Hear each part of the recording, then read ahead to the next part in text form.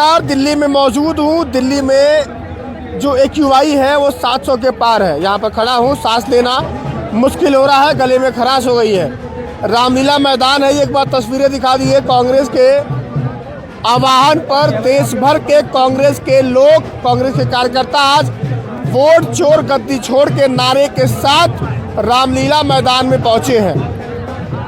मेरे साथ कुछ लोग हैं, उन लोगों से बात करने की कोशिश करेंगे कि कांग्रेस के पास इतनी एनर्जी कहां से आती है, क्योंकि बिहार में जिस तरह से राहुल गांधी ने यात्रा निकाल करके वोट चोरी को लेकर के जो सरकार पर आरोप लगा रहे थे राहुल गांधी, उसका क्या हश्र हुआ आप लोगों ने देखा। मेरे साथ एक शख्स मौजूद है। कहाँ से आए हैं आप? मैं कासगंज उत्तर प्रदेश। कासगंज उत्तर प्रदेश से। जी, क्या लग रहा है कि इस यात्रा से क्या मिलेगा आप लोगों को, या इस रैली से, वोट चोर गद्दी छोड़ के नारे से क्या देश के प्रधानमंत्री नरेंद्र मोदी अपनी गद्दी को छोड़ देंगे? मैं कुछ 4 लाइनों से शुरुआत करूंगा। बताइए कि तूने नफरत का जो बाजार सजाया हुआ है, तू ये कहता है कि मुसलमान पराया हुआ है। तूने नफरत का जो बाजार सजाया हुआ है, तू ये कहता है कि मुसलमान पराया हुआ है। आजा दिल चीर के दिखा दूं तुझे अपना वतन का नक्शा। मेरा भारत मेरी सांसों में समाया हुआ है। जो जिस तरह से नफरत पैदा करके देश के अंदर वंदे मातरम जैसी चीज ला करके, ये वही भारतीय जनता पार्टी की सरकार, ये वही RSS के लोग हैं जो राहुल गांधी जी के लिए शहजादा शब्द का इस्तेमाल करते हैं। उनको इतिहास पता नहीं। कांग्रेस कभी जो है कुर्सी और गद्दी के लिए नहीं लड़ी है।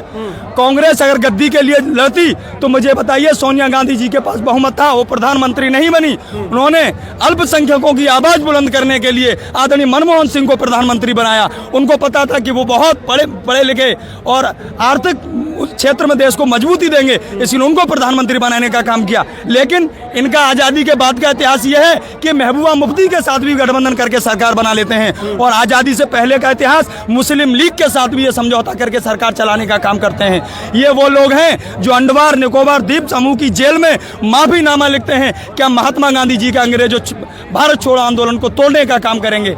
जो महात्मा गांधी जी के आंदोलन को तोड़ने वाली सोच के लोग हैं, वो आज भारत को तोड़ करके कुर्सी हत्याए हुए हैं। वो नए नए प्रोपगंडे लाते हैं, विकास की बात नहीं करेंगे, शिक्षा की बात नहीं करेंगे। और आपने जो अभी एयर क्वालिटी इंडेक्स की बात की, तो दिल्ली प्रदेश, उस प्रदेश की मुख्यमंत्री एयर क्वालिटी इंडेक्स नापने के लिए थर्मामीटर की बात करती है। जब ऐसे अनपढ़ और जाहिल लोग जब देश की कुर्सियों पर बैठेंगे तो देश के शिक्षित युवाओं और रोजगार पाने वाले लोगों के लिए नीतियां क्या बनाएंगे, आप मुझे बताइए। लेकिन मीडिया ने दलाली करने का काम कर लिया है। मीडिया बिल्कुल सरकार से सवाल नहीं करता है।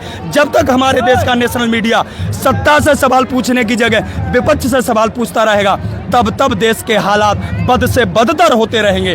और घुसपैठिया, ये SIR चलाते हैं तो घुसपैठिया एक नाम बता दें बिहार चुनाव के बाद जिसमें इन्होंने जिस आदमी को डिपोर्ट करके बाहर भेजने का काम किया हो। ये सिर्फ सरकार चलाने के लिए लोगों में नफरत पैदा करते हैं, देश का भाईचारा खत्म करते हैं। देश के दलितों को इन्होंने इतनी बुरी स्थिति में पहुंचा दिया है। उत्तर प्रदेश के अंदर आप भी देख लीजिए, लगातार जब से उत्तर प्रदेश में भाजपा की सरकार बनी है, तब से उत्तर प्रदेश में दलितों और महिलाओं पर अपराध कितने बढ़ गए हैं, ये चीज़ नहीं दिखाई जा रही है। आपने माफीनामे की बात की तो विपक्ष के लोग यही कहते हैं कि वीर सावरकर ने माफीनामा लिखा था। अब वीर सावरकर के नाम पर मूर्तियां बन रही हैं। उनकी मूर्ति के सामने खड़े होकर के मोहन भागवत, तमाम जो बड़े बड़े नेता हैं भाजपा के, RSS के, वो फोटो खिंचा रहे हैं। कहते हैं वो वीर थे, वीर सपूत हैं। वो वीर उनके कहने से नहीं होगा, पूरा भारत जानता है। वीर अब्दुल हमीद वीर थे, शहीद आजम भगत सिंह वीर थे, अशफाक उल्लाह खान वीर थे, पंडित राम प्रसाद बिस्मिल वीर थे, जिन्होंने फांसी के तख्ते को तो चूमा लेकिन अंग्रेजों से समझौता करने का काम नहीं किया। आपको पता होगा जब अशफाक उल्लाह खान जेल में बंद थे तो उनसे अंग्रेज अफसर ने कहा कि आप जो है पंडित राम प्रसाद बिस्मिल के खिलाफ गवाही दे दो, हम तुम्हें छोड़ देंगे। तो उन्होंने कहा नहीं, हुब्बल वतन में निस्वुल ईमान, अपने वतन से निस्बत रखना ये मुसलमान के ईमान का हिस्सा है, इसलिए मैं कभी देश के खिलाफ नहीं जा सकता, अपने वतन के खिलाफ नहीं जा सकता। लेकिन आज ये भाजपा के लोग उसी कौम के ऊपर ये कहते हैं कि आप हमें बताइए आप देशभक्त कैसे हो। तो हम इनके कहने से नहीं होंगे, हमें किसी के सर्टिफिकेट की जरूरत नहीं है। हमने आबे जमजम दिया, हमने गंगा दिया, हमने जमजम दिया, आबे गंगा दिया। इन्होंने भारत को दंगा ही दंगा दिया और इन्होंने ख्वाब एक रंग के देखे, मगर हमने इस हिंदुस्तान को तिरंगा दिया। हम तिरंगा देने वाले लोग हैं। ये वो लोग हैं जिन्होंने 52 साल तक आरएसएस की शाखा पर तिरंगा फहराने का काम नहीं किया। वंदे मातरम पर अभी सदन में बहस हो रही थी, आपने सुना होगा, और अमित शाह ने बोला, देश के गृह मंत्री हैं, उन्होंने बोला कि आरएसएस इस देश के लिए जान देने वाली संस्था है। गृह मंत्री जी घुसपैठिए की बात करते हैं। अगर उनके गृह मंत्री होते हुए देश में अगर घुसपैठ हो रही है तो पहले तो अगर वो नैतिक जिम्मेदारी लेते हैं तो उनको अपनी गृह मंत्री पद से इस्तीफा दे देना चाहिए। उनको शर्म आनी चाहिए। उनके पद बाहर संभालते हुए पुलवामा हो जाता है, पहलगाम हो जाता है, देश के अंदर भय का माहौल है। उनके होते हुए देश में आतंकवादी घुस आते हैं, लेकिन वो सदन में बैठ करके बातें बड़ी बड़ी करते हैं। और बात वंदे मातरम की रही तो आप मुझे बता दीजिए, आरएसएस, जनसंघ और भाजपा के लोग 4 नाम बता दें जिन्होंने वंदे मातरम को पढ़ते हुए फांसी के फंदे को चूमने का काम किया हो। नहीं किया। ये सिर्फ इस तरह की बात नहीं लेकर के आए। वो ये कहेंगे, वो जब वोट मांगने जाएंगे हमारे देश के प्रधानमंत्री और गृह मंत्री, तो सिर्फ मंच पे खड़े होकर के कहेंगे कि देख लीजिए हमने मुसलमान को वंदे मातरम कहने पर मजबूर कर दिया। ये वोट के लिए वंदे मातरम का इस्तेमाल करते हैं। इनको देशभक्ति से कोई मतलब नहीं है। आखिरी सवाल होगा, आप कांग्रेस के कार्यकर्ता हैं? मैं किसी पार्टी, मैं अगर पार्टी का कार्यकर्ता हूं तो समाजवादी पार्टी का मैं जिला प्रवक्ता हूं कासगंज से।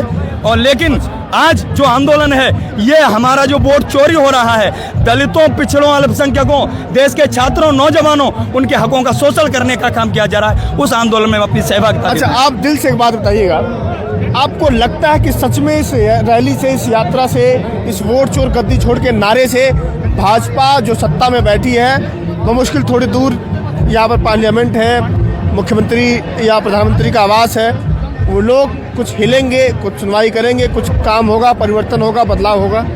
हमारे देश का इतिहास है कि अगर जब अगस्त में जब फांसी लगाएगी अशफाक उल्लाह खान, राम प्रसाद बिस्मिल और इन सबको, तो देश आज़ाद नहीं हुआ। लेकिन आज़ादी की जो आग थी, जो देश के अंदर आज़ादी पाने की आग थी, वो जलियांवाला बाग कांड के बाद, वो इस कांड के बाद और तेज हुई। तो ऐसे आंदोलनों की जरूरत है। ये देश आंदोलन से ही तो आज़ाद हुआ है। ये माफीनामे या जुमलेबाजी से आज़ाद नहीं हुआ है। जो देश आंदोलन से आज़ाद हुआ है, उस देश में ऐसे आंदोलनों की जरूरत है। और आपने मेरी बात कही कि आप क्या करेंगे, तो मैं आपको एक छोटा सा एग्जाम्पल दूंगा। एक जंगल में एक चिड़िया थी और वो चिड़िया जंगल में आग लगी, तो आग जो लगी थी तो सारे जानवर उस जंगल को छोड़कर भाग गए। लेकिन वो चिड़िया अपनी चोंच से पानी डाल रही थी, तो लोगों ने पूछा कि आपकी एक चोंच पानी से क्या होगा। तो चिड़िया ने कहा, मैं जानती हूँ मेरी एक चोंच पानी से आग नहीं बुझ सकती, लेकिन जब इतिहास लिखा जाएगा तो मेरा नाम भागने वालों में नहीं बल्कि आग बुझाने वालों में होगा। तो हम इसीलिए आए हैं कि जब इतिहास लिखा जाएगा तो हमारा नाम सरकार के खिलाफ लड़ते हुए मरने वालों में होगा।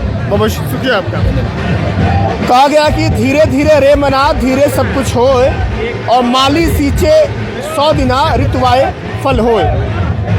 कांग्रेस पार्टी या कहें महागठबंधन जो है, इंडिया अलायंस है, वो धीरे धीरे रैलियों के माध्यम से, यात्राओं के माध्यम से धीरे धीरे अपना काम कर रही है। ये आपको ये जो तस्वीरें दिखाई दे रही है रामलीला मैदान के ग्राउंड की, लगातार रामलीला मैदान ग्राउंड भरता जा रहा है और ये लोग भी उम्मीद जगाए बैठे हैं कि एक दिन इस देश में क्या पता लोग एक क्रांति करेंगे, क्रांति, बदलाव की क्रांति होगी जहाँ पर शिक्षा की बात होगी, रोजगार की बात होगी, नौकरी की बात होगी, पढ़े लिखे नेता चुनकर सदन में आएंगे, उसकी बात होगी। बाकी आप लोग हमसे जुड़ जाइए। फिलहाल के लिए नमस्कार।